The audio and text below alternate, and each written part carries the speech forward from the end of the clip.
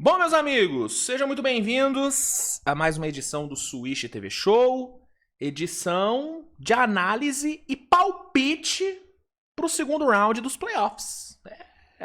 Ontem, domingueira, tivemos o encerramento do primeiro round.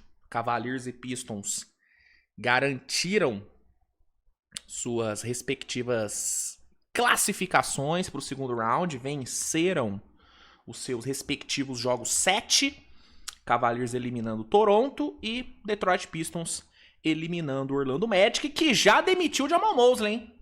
Jamal Mosley foi demitido nessa manhã de segunda-feira, já começou a semana, né, tendo que procurar emprego, né, semana já começando difícil pro nosso mano Jamal Mosley, que obviamente tinha que ser demitido mesmo, foi uma decisão acertada por parte de Orlando, não tinha como mais manter o Jamal Mosley. O trabalho... Não é que o trabalho estagnou, o trabalho regrediu, né? O trabalho do Mosley regrediu em relação aos anos anteriores, mesmo ele tendo mais material humano na mão, né? Tendo recebido um Desmond Bane e tal. Então, a demissão era correta, né? Fica agora a dúvida sobre quem vai ser o novo técnico de Orlando, né? Vamos ver o que o Magic vai aprontar. Uma outra informação que saiu hoje sobre o Magic foi sobre o Jalen Suggs. Parece que o Jalen Suggs vai ser trocado, vai ser o primeiro a rodar. Outro que eu também acho que tem que ir embora, né? Eu concordo com a ideia de trocar o Jalen Suggs. Apesar dele ser um ótimo defensor, ser um bom jogador, ele não é o armador que o Magic precisa, né? Eu até falei ontem, no vídeo que eu fiz sobre a eliminação, que o Magic precisa de um armador, sabe, que consiga arremessar, que consiga criar seu próprio arremesso, que tenha uma capacidade de playmaker maior do que a do Suggs. Então, trocar o Jalen Suggs por um armador desse perfil, eu acho que é o mais correto a se fazer. Então, essas decisões que o Magic tomou pós-eliminação, eu concordo com todas até o momento, né? Vamos ver até quando eu vou concordar, mas essas primeiras decisões eu acho bem acertadas.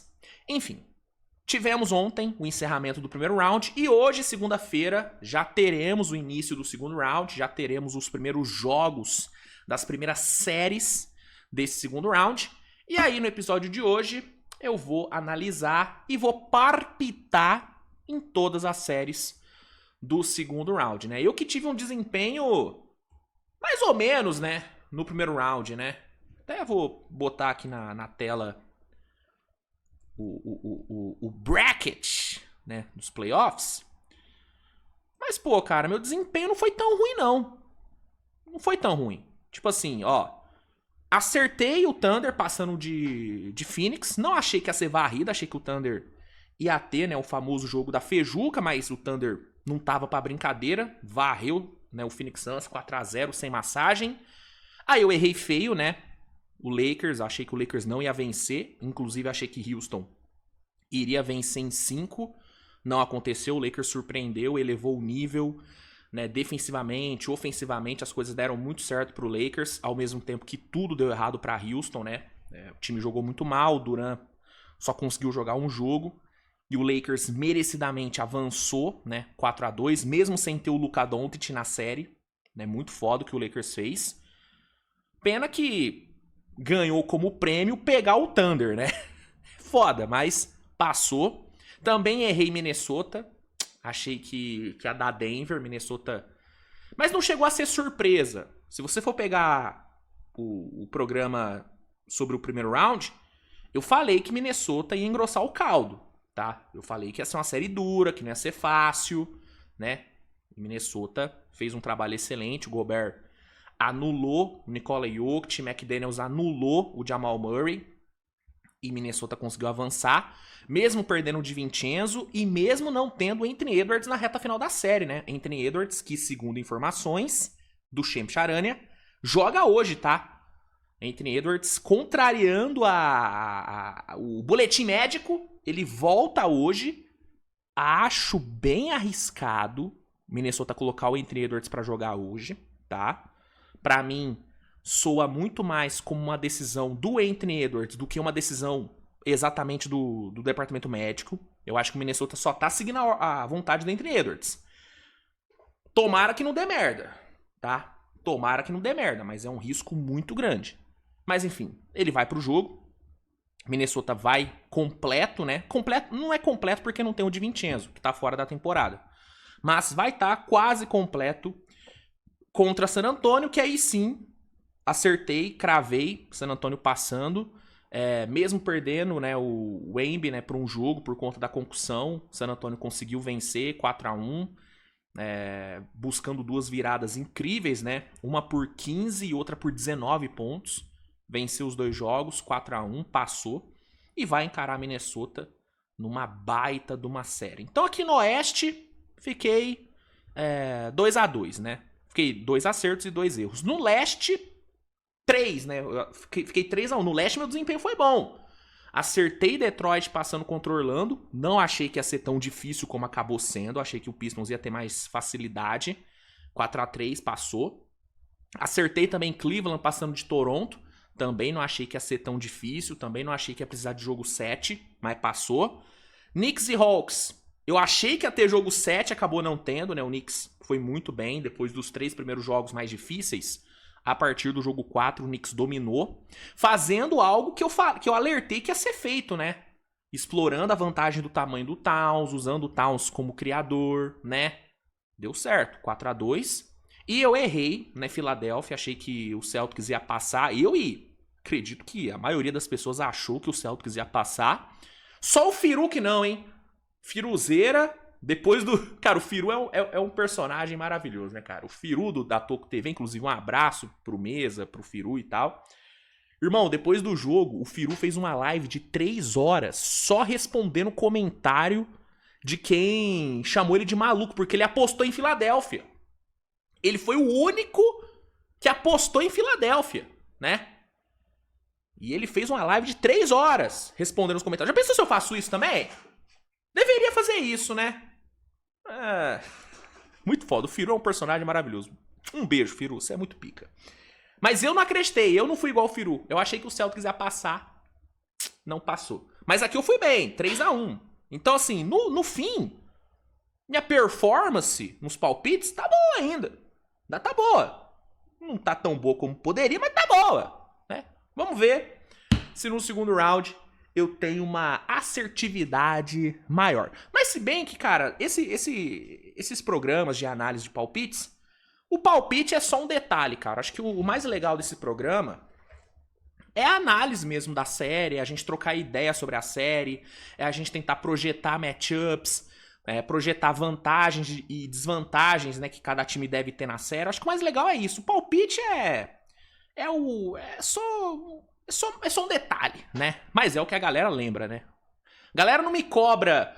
Ah, Luiz, você falou que o Towns ia ser determinante? Olha, foi mesmo. Parabéns, hein, Luiz? Ninguém lembra disso.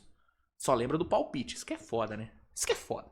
Mas enfim, bora aqui analisar e palpitar nas 4 séries do segundo round. Antes, só vou pedir pra você deixar o seu like, que é sempre muito importante, se inscrever no canal. Não se esqueça de dar aquela conferida nas promoções da Centauro, né? Centauro sempre aí com ótimas promoções para vocês. E utilizando o cupom SWISH10, SWISH10, você garante um desconto adicional de 10% em produtos vendidos e entregues pela Mamãe Centauro. Então não deixe de dar uma conferida e não deixe de usar o cupom SWISH10, que é sucesso, né? Obrigado, Centauro, pela parceria de sempre. E vambora, né? Vamos começar essa bagaça. Roda a vinheta. E aí, na volta, já falamos sobre as séries do segundo round dos playoffs.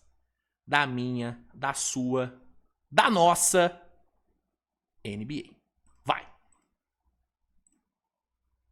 Ah, pera aí, eu acho que não foi. Deixa eu ver que agora... Ah, agora foi. Coisa linda. Ó, vamos lá então, pessoal. Vou botar aqui na tela, de novo, o nosso bracket. Bom, vamos lá, vamos começar... Vou deixar minha câmera aqui, acho que aqui fica legal.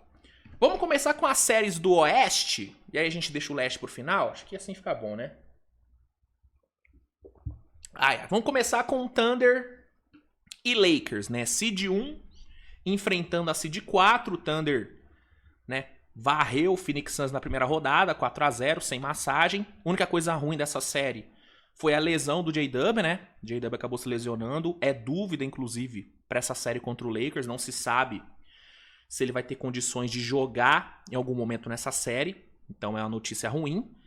Mas mesmo sem ele, o Thunder venceu fácil, não teve nenhuma dificuldade contra o Phoenix Suns. A sensação que eu tive, inclusive, foi de que o Thunder, em nenhum jogo, jogou no seu 100%. Sabe? Eu senti um Thunder jogando, sei lá, uns 70% do que podia. E mesmo assim foi o suficiente para o Thunder ganhar sem ter muitas dificuldades, né? Então, o Thunder chega bem, né, para essa série contra o Lakers, bem descansado, né? Acho que, considerando que o jogo vai ser amanhã, o primeiro jogo da série vai ser amanhã, o Thunder vai chegar pro jogo de amanhã com o quê? Uns 8, 9 dias de descanso. O que é muita coisa. Então, o Thunder chega bem descansado. Não deve ter o J-Dub pros primeiros jogos, mas o resto do time vai estar todo mundo saudável. No caso do Lakers, o Lakers teve uma série um pouco mais desgastante contra a Houston, apesar do Lakers chegar a abrir 3-0, acabou, né, tomando 2 derrotas seguidas. Teve que jogar um jogo 6 fora de casa, né, lá em Houston. Se desgastou um pouquinho, mas conseguiu classificar 4-2. Teve o Austin Reeves voltando na reta final da série. Não voltou tão bem, né? Claramente está fora de ritmo. Mas voltou. É um retorno importante. Vai ajudar bastante ali na criação junto do LeBron. O Luka segue sem previsão de retorno, né? Não há nenhuma expectativa do Luka voltar para essa série. Algumas fontes otimistas dizem que num jogo 5 pode ser que o Luka volte, mas é uma possibilidade bem remota. O Luka, segundo informações do Charania, não tá nem conseguindo correr, né? Quem dirá jogar uma série contra o Thunder, né? Que é um dos times mais físicos da liga, um dos times que mais pressionam, então, sei lá, eu particularmente não conto com o Luka pra essa série, a menos que, sei lá, role um jogo 5 com, né, o Lakers conseguindo levar um 2-2 para um jogo 5. Aí talvez o Luka volte, mas eu não conto com o Luka, tá? Eu acho que o torcedor do Lakers também não deveria contar. Porque aí é contar com o improvável. O torcedor do Lakers tem que contar com o que tem, né? E o que tem foi suficiente para vencer Houston. Vai ser suficiente para vencer o Thunder? Essa é a questão. Na temporada, o Thunder venceu todos os jogos contra o Lakers, né? Varreu o Lakers na regular.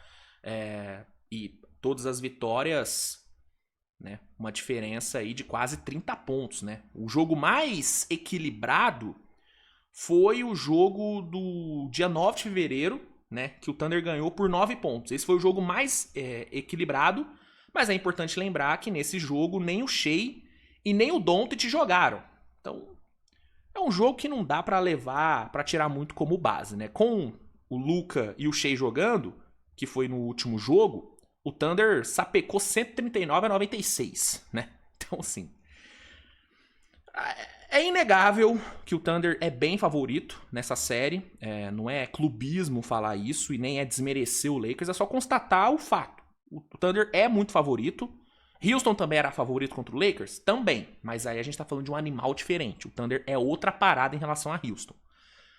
Houston tinha uma defesa física também. Mas a defesa do Thunder é bem mais física. Houston tinha jogadores bons pra pressionar no ponto de ataque, pra gerar dificuldade na criação do Lakers? Mas o Thunder tem melhores. E um outro ponto que pra mim é o que mais diferencia Thunder e Houston, além da questão Shea e tudo mais. Garrafão. Houston tinha um Sengun. Muito bom, inclusive Sengun ficou muito abaixo na série, muito por conta do bom trabalho que o Lakers fez marcando o Sengun. Reis fez um trabalho bom, o próprio Ayton fez um trabalho bom marcando o Sengun, isso tem que ser falado aqui, tem que dar a César, né? Só que o Sengun, ele é uma ameaça ofensiva. Defensivamente o Sengun não é uma ameaça. No caso do Thunder, o garrafão do Thunder defensivo é um absurdo. O Lakers vai ter que lidar com o Chet Holmgren, que é um dos 3 melhores protetores de aro da liga. Vai ter que lidar com o Isaiah Hartenstein, que talvez esteja entre os 8 melhores, e que é um reboteiro absurdo. E vai ter que lidar com o Jalen Williams, que é um big alto, forte, físico e que arremessa, né? Assim como o Chet também arremessa. Então, a dificuldade de encarar o garrafão do Thunder vai ser bem maior do que enfrentar o Sengun. Porque o Şangun é um. O Thunder tem 3 caras que vão gerar uma dificuldade absurda pra Ayton e Jackson Hayes. Então, não dá pra tirar muito de base o que o Lakers fez contra a Houston pra achar que o Lakers vai fazer a mesma coisa contra o Thunder. Porque são animais diferentes. Né? E ofensivamente o Thunder é muito melhor do que Houston. Né?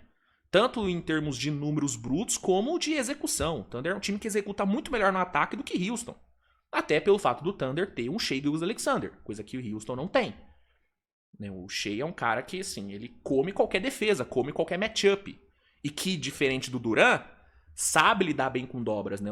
O Shai é um dos jogadores mais produtivos da liga, sendo dobrado em toda a liga. Ele é um dos melhores jogadores lidando com dobras, com blitz em toda a NBA. Né? Diferente do Durant, que é muito ruim lidando com blitz, como ficou claro durante toda a temporada, inclusive no único jogo que ele jogou contra o Lakers nessa série, ele foi dobrado e teve um desempenho patético. O Shai é diferente. Dobrar em cima do Shai não costuma dar bom. Até porque o Thunder, diferente de Houston, tem jogadores capazes de matar a bola de 3. Tem ali um Chet Holmgren, você tem ali um Lu Dort que mata a bola, você tem... Não mata tanta, mas mata a bola. Você tem Cason Wallace, você tem Jalen Williams, né, quando joga, você tem Jerry McCain, você tem Isaiah Joe, você tem o AJ Mitchell, né, que deve começar a série como titular por conta da ausência do J-Dub. É um cara que mata a bola e que tem uma ótima criação, é um excelente criador secundário pro Shai, coisa que Houston não tem. Houston não tinha um criador primário, quem dirá um secundário. Thunder tem 2 caras pra criar. Então, assim... É um animal diferente, é um desafio completamente diferente, é outro nível de embate. O próprio LeBron já falou sobre isso, a dificuldade que vai ser jogar contra o Thunder. O J.J. Redick também rasgou elogios ao Thunder, colocando o Thunder como um dos melhores times da história. Ele colocou o Thunder nesse patamar, não é eu que tô falando, é o J.J. Redick que falou. Então é um animal diferente, é um desafio completamente diferente. Acho que o Thunder leva vantagem em basicamente tudo em relação ao Lakers, né? Fisicalidade, defesa, material humano, garrafão especialmente, tamanho. Então, eu acho que é um jogo, uma série muito, muito difícil pro Lakers fazer alguma coisa. Claro, eu também achava difícil o Lakers fazer alguma coisa contra a Houston sem ter o Luka. Foi lá e fez. Mas é outra parada. É outra parada. Se você for analisar os jogos entre os dois durante a regular... O Lakers não teve resposta pro Thunder. Não teve resposta pro Shai, por exemplo. Quem que vai marcar o Shai? Vai ser o Smart? O Smart fez um bom trabalho contra Houston, mas ele não teve que pegar um cara igual o Shai. Defender o Shai é outra parada, né? É outros 500, né? Então, é uma série muito difícil, cara. Assim, o único cenário que eu vejo o Lakers fazendo alguma coisa nessa série é um cenário onde o Luka volte para um jogo 3... E volte voando, tem que voltar voando. É voltar metendo 40 pontos, tá?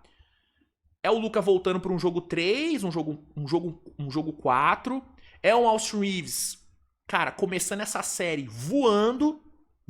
É um LeBron voando também. Importante lembrar que o LeBron, na reta final da série contra a Houston, já teve uma queda na parte física. Você já sentiu um velho mais cansado, com todo respeito. Então, assim, é o LeBron voando, um Reeves voando, um Luka voltando voando para um jogo 3, jogo 4. É o Thunder colapsando federalmente no ataque. É a bola de 3 do Thunder não caindo de jeito nenhum, o que não é impossível de acontecer, porque se tem uma fraqueza que o Thunder tem, uma fraqueza nítida, é a bola de 3. O Thunder não é um time maravilhoso chutando para 3. Melhorou muito em relação ao ano passado, né? Até pela adição do Jerry McCain. O Shai melhorou bastante, né? Como arremessador de fora. Mas o Thunder ainda tem questões com as bolas de 3. Então, o Thunder tem que colapsar no ataque. O Shai tem que ficar muito gelado na série. O Smart tem que fazer um trabalho histórico em cima do Shai. Né? Papo de limitar o Shai a menos de 30 pontos. O que é muito difícil, porque o piso do Shai é 30 pontos. O Lakers vai ter que deixar o Shai abaixo do piso dele. E de alguma forma, Ayton e Hayes vão ter que dar um jeito de não serem engolidos pelo garrafão do Thunder. Dá pra fazer isso acontecer? Esse cenário pode acontecer? Cara, pode, porque basquete é foda. Mas é muito difícil, cara. Sabe? Em contrapartida, pro Thunder ganhar, é meio que só fazer o arroz com feijão. É pressionar no ponto de ataque, forçar turnover, capitalizar bem em cima do turnover, ter um bom desempenho em transição. É o Shai cozinhar, né? na meia quadra, cozinhar no isolation, os matchups que vierem pra ele. É o AJ Mitchell ser um bom criador secundário. É o garrafão do Thunder dominar como é o natural a ser feito. E isso tudo eu nem tô contando com o J-Dub, tá? Eu nem tô contando com o J-Dub, né? Então, é aquilo, cara. Quando pra um time ganhar 10 coisas bizarras tem que dar certo, enquanto pro outro é só o normal acontecer, esse time é o favorito. Então o Thunder é bem favorito. Não acho que vai ser varrida, não acho que vai ser 4-0. Acho que o Lakers vai ganhar um jogo. Provavelmente o jogo 3 ou o jogo 4, lá em Los Angeles. O LeBron vai tirar um jogo de 40 pontos da cartola, ele vai fazer isso. Mas passar de 5 jogos, não sei. Eu também achava difícil passar de 5 jogos contra Houston, né? E acabou acontecendo o que aconteceu. Mas são times diferentes, são situações diferentes, são contextos diferentes. Então, eu acho que o Thunder vence em 5. E é isso. Né? Inclusive, eu, se fosse o Lakers, não forçava o Luka voltando, tá? A menos que esse cenário que eu falei aconteça, do Thunder colapsar e chegar no jogo 5 com a série empatada. Aí, se tiver como trazer o Luka, aí beleza. Mas diferente disso, cara, diferente desse cenário, eu não traria o Luka de volta pelos mesmos motivos que eu já havia falado, que eu não traria o Luka contra Houston. Pra não agravar a lesão e arriscar o futuro dele. É o que eu penso. Pra mim, o Thunder passa em 5. E é isso. San Antonio e Minnesota. Aqui a gente tem uma brincadeira séria, tá? Porque vamos lá. Luiz, San Antonio é mais time do que Minnesota? San Antonio tem mais time? San Antonio tem mais elenco? Tem, tá? Tem. San Antonio é mais time, tem mais elenco, é mais talentoso. Mas Minnesota tem 2 vantagens grandes contra San Antonio, ao meu ver. Experiência, é um time muito mais cascudo em playoff, é um time que foi 2 vezes seguidas para final de conferência. Isso tem um peso muito grande, tá? E fisicalidade. Minnesota é um time mais físico, Minnesota é um time maior do que o Spurs. O Spurs tem o maior jogador da série, que é o Wemby, né? Em termos de estatura. Mas o time em si de San Antonio não é um time alto, não é um time físico. Você tem ali o Wemby, mas no redor do Wemby você tem quem? Fox, que não é um cara muito alto, Castle, Vassell e Champagne. Aí você tem o Dylan Harper vindo do banco, um Cornet, que é um cara alto, mas assim, não é um time necessariamente alto. No lado de Minnesota, você tem McDaniels, você tem Julius Randle, você tem Rudy Gobert, você tem Ayo Dosunmu, que tem um tamanho posicional considerável, e, como já foi informado hoje pelo Charania, Anthony Edwards volta hoje. Como ele vai voltar? Não sei, mas ele volta. Fora que você tem Naz Reid pra vir do banco, né? Então, Minnesota é um time maior do que San Antonio. É um time mais físico do que San Antonio. E isso faz diferença. Isso pode fazer diferença. Né? A gente viu contra Denver. Como que a fisicalidade de Minnesota acabou com o jogo de Denver. Né? E Minnesota tem 2 defensores de altíssimo calibre. San Antonio também tem. Wemby e Castle são 2 defensores históricos. Históricos não, vai. O Wemby é histórico. O Castle pode vir a ser. Mas são 2 defensores incríveis. Mas Minnesota tem McDaniels e Gobert, que acabaram de entregar uma série defensiva das mais incríveis que eu já vi. O que o Gobert fez com o Jokic foi, assim, uma das performances defensivas mais incríveis que eu já vi no playoff. O Gobert colocou o Jokic no bolso. O Gobert pegou o melhor jogador de basquete do mundo e fez ele parecer normal, entre aspas. E o McDaniels colocou o Murray no bolso de uma forma impressionante, né? Então, apesar de ser um duelo de uma seed 2 contra seed 6, irmão, pra mim é um duelo muito equilibrado. E se você for puxar os jogos dos dois na regular, a gente viu isso. A série entre os dois ficou empatada. Minnesota ganhou 2 e San Antonio ganhou 2, né? E foram duelos sempre equilibrados, sempre duelos de diferença por 2, 3 pontos, assim. Entendeu? Então, cara, eu acho que é uma série absurdamente equilibrada. Eu não duvido de Minnesota passar. Não acho impossível o Minnesota passar, exatamente pela vantagem na parte física. Eu tô bem curioso pra ver qual que vai ser a estratégia que o Chris Finch vai adotar pra marcar o Embi. O que eu acho que ele vai fazer? Eu acho que ele vai deixar o Randall pra fazer o primeiro combate, pra ser o embate mais físico com o Embi. E eu acho que ele vai deixar o Gobert ali na cobertura. Né? Parecido com o que ele fez contra Denver em 24. Acho que ele vai fazer algo bem parecido. Até pela falta de arremessadores por parte de San Antonio, né? Apesar de San Antonio ter melhorado bastante nas bolas de 3 na segunda metade de temporada, cara, Castle e Fox não são caras tão eficientes arremessando de fora. Então eu acho bem possível o Chris Finch montar um plano de defesa baseado em deixar o Gobert mais livre ali monitorando o garrafão e, né, na individual, deixando ele no Castle e deixar o Randall fazendo o primeiro combate no Embi. Aí ele faz o primeiro combate no Embi, se o Embi girar, o Gobert chega na cobertura, e se o Embi tentar o arremesso, você tem ali o Randall, que tem um bom tamanho, tem um bom físico, pra tentar contestar. Inclusive o Randall, nos jogos entre os dois, ele fez um bom trabalho marcando o Embi, tá? Ele fez um bom trabalho marcando o Embi. Se ele vai conseguir fazer isso de forma consistente durante toda a série, não sei, mas ele fez um bom trabalho. Então, eu acho que o Chris Finch vai adotar essa estratégia, né? Acho que é uma boa estratégia, inclusive. É o que eu faria se fosse ele. Eu usaria isso. Porque é aquilo, mano. Se você conseguir deixar o Embi fora do garrafão, se você deixar ele na média e na longa distância, ele ainda é perigoso, porque ele tem um arremesso, mas é menos perigoso do que deixar ele no garrafão, né? Então, eu acho que é uma estratégia que o Minnesota vai adotar. E aí tem que ver como que San Antonio vai lidar com isso. Porque aí vai precisar de um Fox brilhando nas ISO. E aí, na isolation, quem que ele vai encarar? O McDaniels. E aí, se ele passar do McDaniels, vai ter o Gobert tranquilinho pra proteger o garrafão. E aí ele vai obrigar o Fox a fazer o quê? Arremessar mais de 3. Vai obrigar o Castle a fazer o quê? Arremessar mais de 3. Onde eles não são tão bons. Então, o matchup defensivo pra Minnesota me agrada. O que me preocupa em relação a Minnesota é o matchup no ataque. Que aí eu acho que favorece San Antonio. Porque mesmo o Anthony Edwards voltando, cara, a defesa de San Antonio ela é totalmente capaz de parar o ataque de Minnesota. Porque, por exemplo, os arremessos que o McDaniels conseguiu contra Denver, ele não vai conseguir contra San Antonio.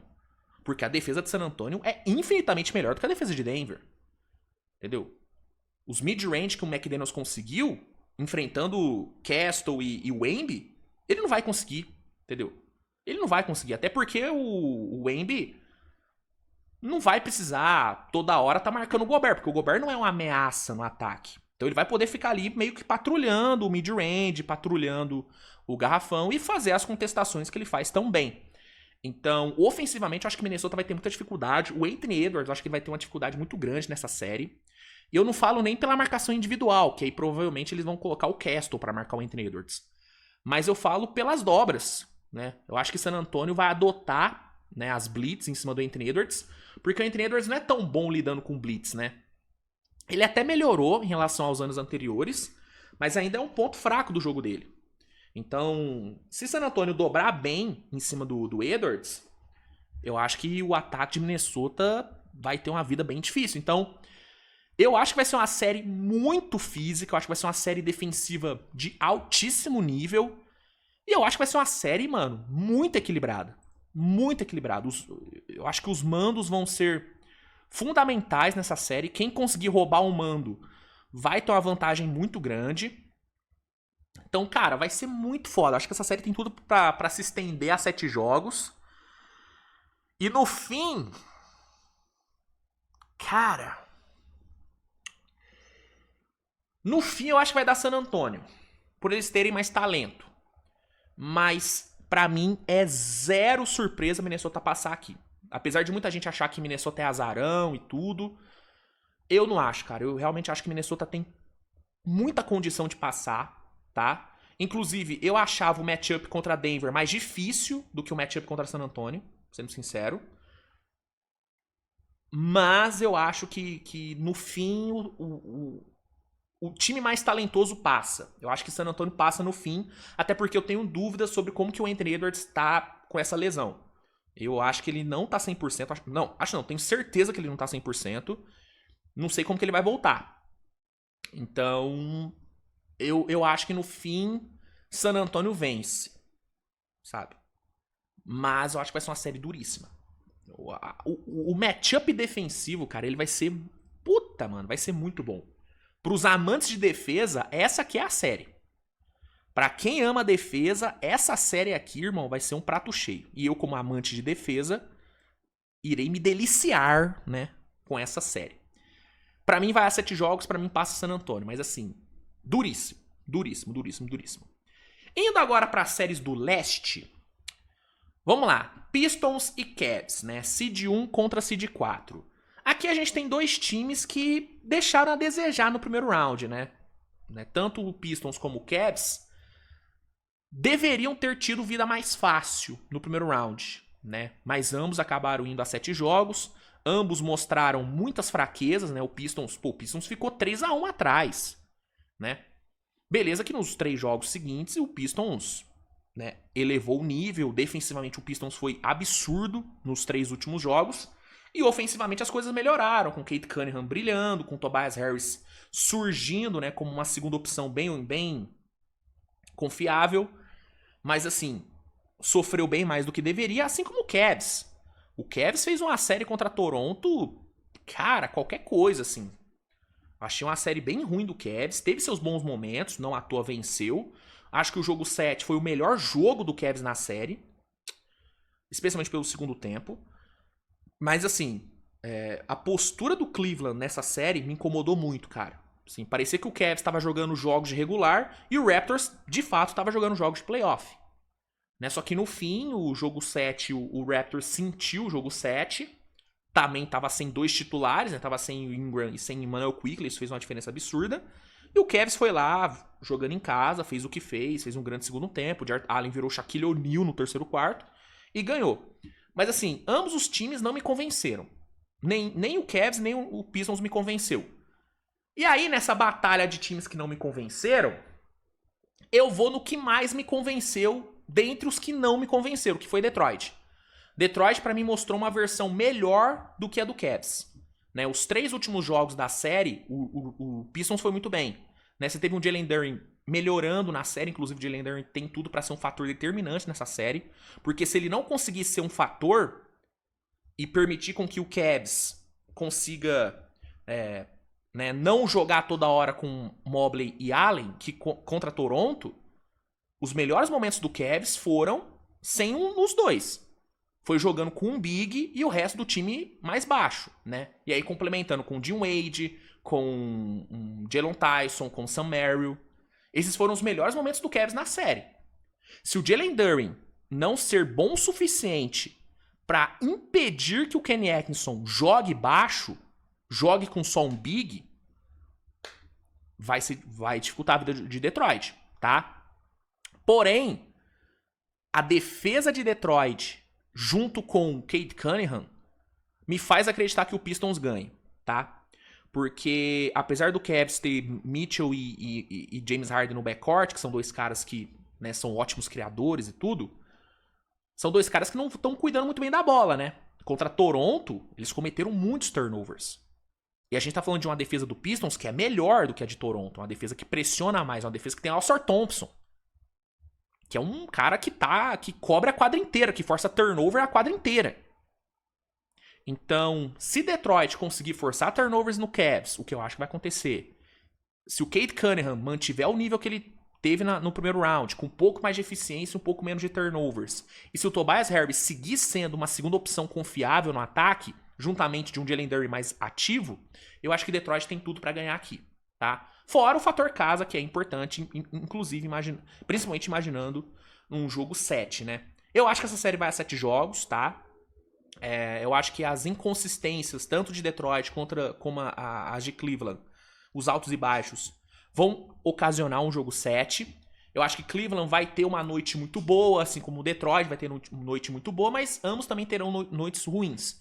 Então acho que a gente vai ter o jogo 7, mas no fim, a defesa de Detroit junto com o Kate Cunningham, me faz acreditar mais neles. Então eu vou de Detroit, vencendo em 7, tá? Pra mim, a gente vai ter 2 jogos 7 nesse segundo round.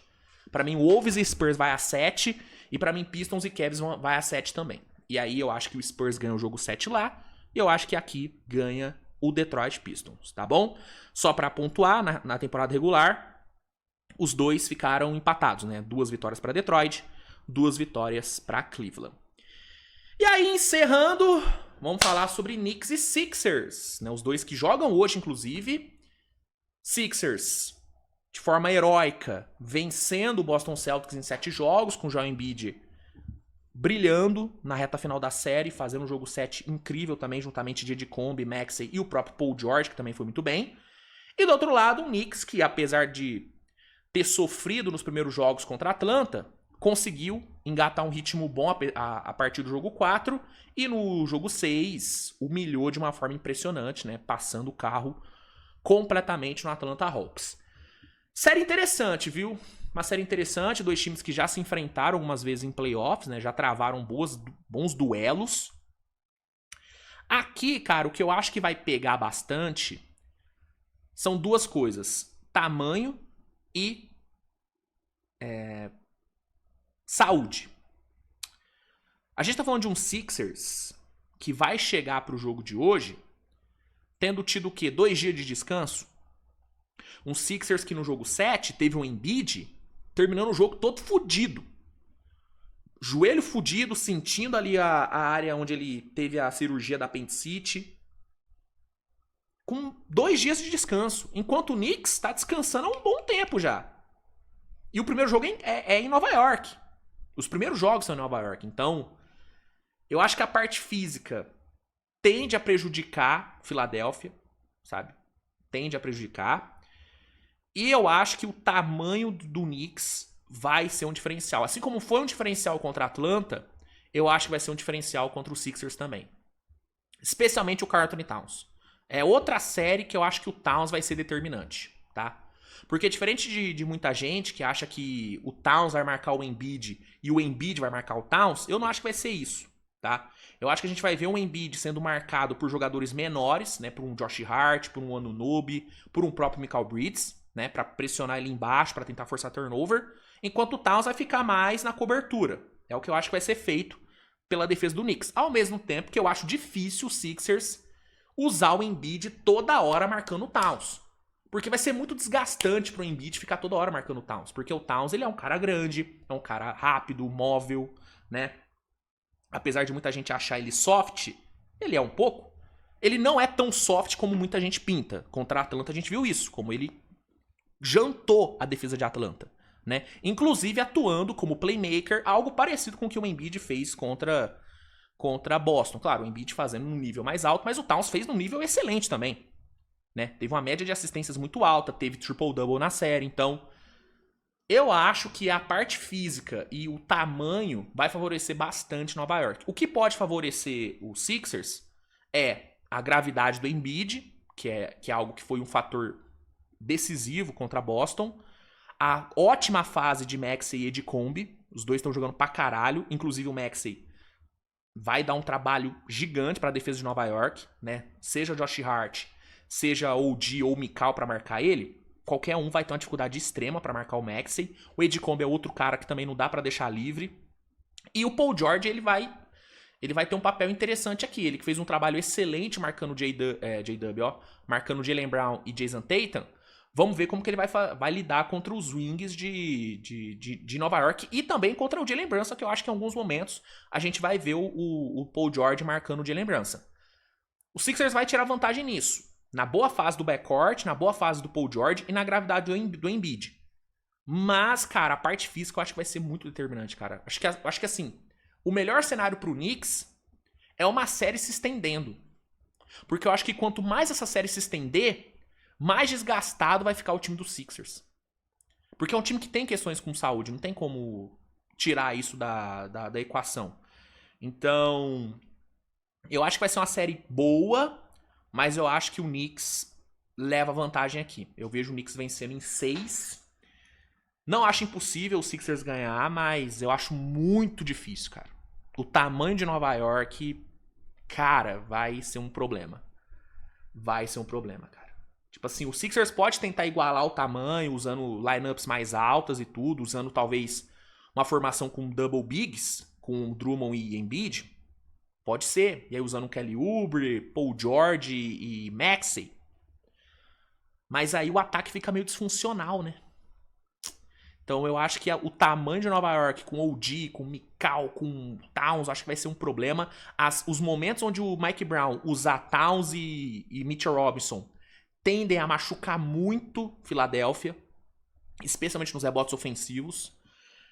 E a profundidade de Nova York, né, cara? É um elenco mais profundo, com mais opções, então eu acho que Nova York leva vantagem. E pra mim o Knicks passa em 6, tá? Acho que a gente vai ir a 6 jogos e pra mim o Knicks passa, tá bom? Gente, é isso. Basicamente, essa é a minha opinião. Esses são os meus palpites pro segundo round. Pra mim avançam Thunder, Spurs, Pistons e Knicks, né? Pra mim esses são os times que vão avançar. E aí, agora é ver, né? Vamos ver o que vai rolar, como que vai desenrolar as séries. Obviamente vai ter cobertura de todos os jogos aqui no canal, assim como tivemos no primeiro round. Inclusive, obrigado pela audiência, pela companhia no primeiro round. Foi muito bacana. E vamos agora para mais um, né? Bora acompanhar o segundo round, que começa hoje, né? Deixa eu trazer aqui os horários. Cadê? Pera aí, aqui, ó. Só para trazer os horários. Ó, os primeiros jogos do segundo round, 9 horas da noite, teremos o jogo 1 entre Sixers e Knicks, jogo no Garden, e às 10h30, Minnesota e San Antonio Spurs se enfrentam lá no Frost Bank Center, na casa de San Antonio, tá? Esses são os jogos de hoje, teremos pós-jogo de ambos, tá bom?